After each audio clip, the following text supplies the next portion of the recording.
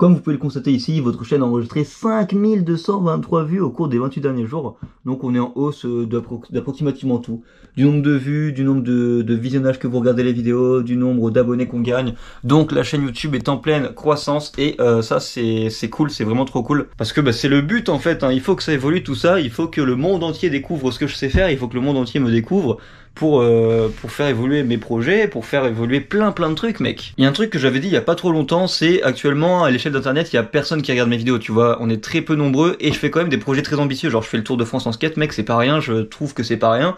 Alors imagine le jour où il y aura plus de personnes qui regardera mes projets, mais qu'est-ce que je vais vous sortir? Qu'est-ce que je vais vous sortir?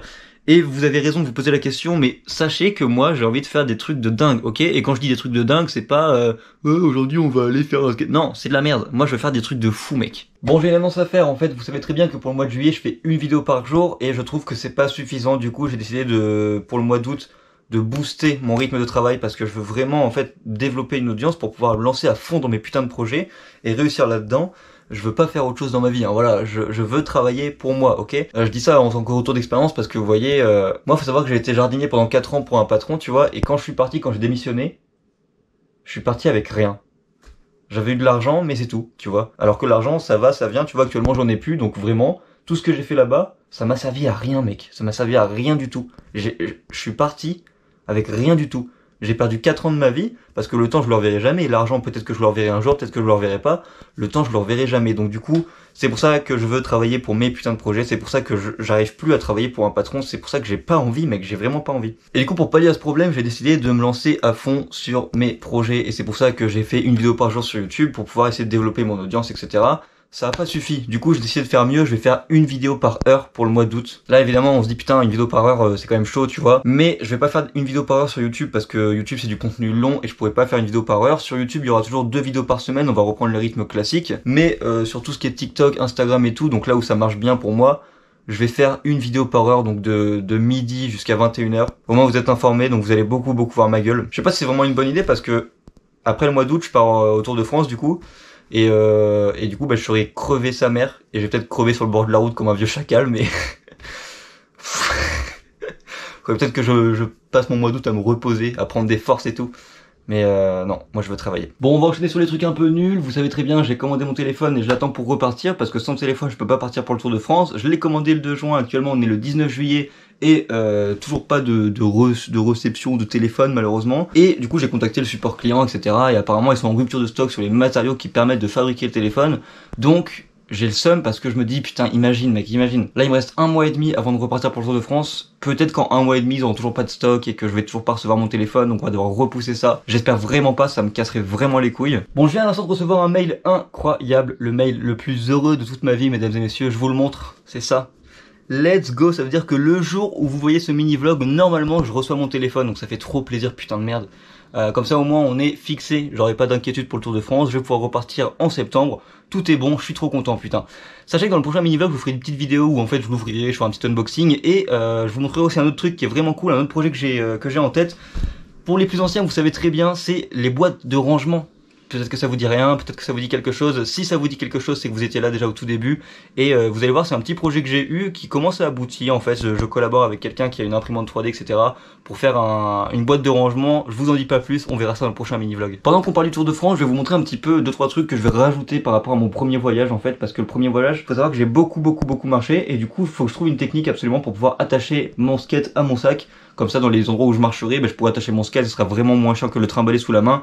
Parce que, de par ma petite expérience, je sais que quand tu marchais en plein soleil, sur la plage, avec le soleil qui te tape à 150 degrés, et que tu tiens un truc en plastique dans tes mains, moi, tu transpires, c'est dégueulasse, c'est vraiment insupportable. Du coup, il faut absolument que je l'attache, parce que c'est plus pratique, et puis même c'est lourd sous le bras à force, hein, Je me rappelle à un moment, j'ai fait 17 km, c'était le truc le plus long, avec du coup le sac de 10 kg, le soleil et le skate sous le bras.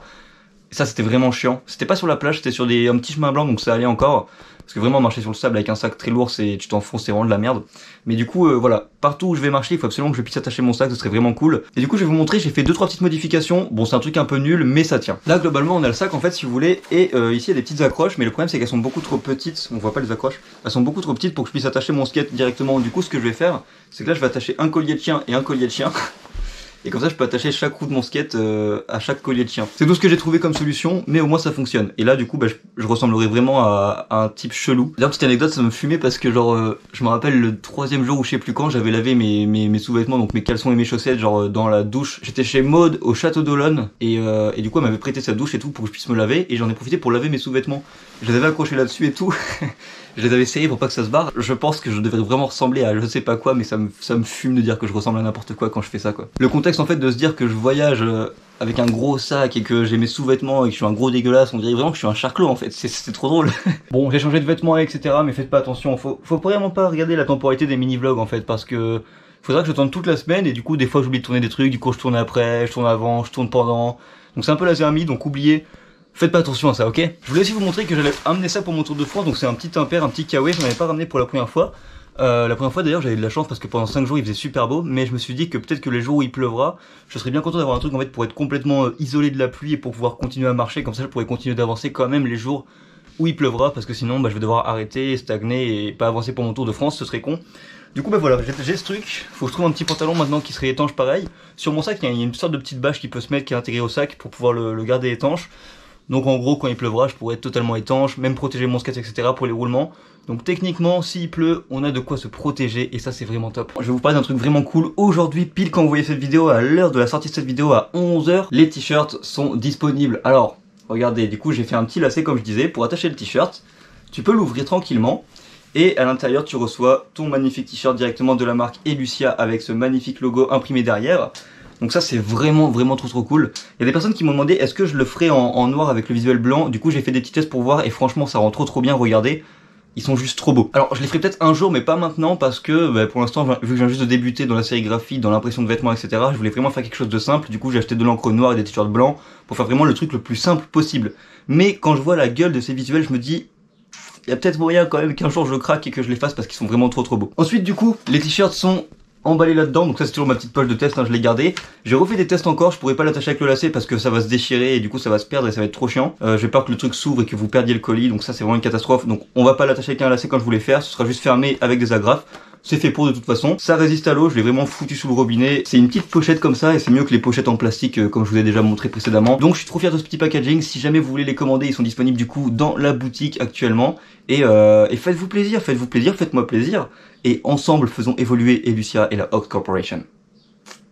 Est-ce que c'est pas une phrase de PDG d'internet ça?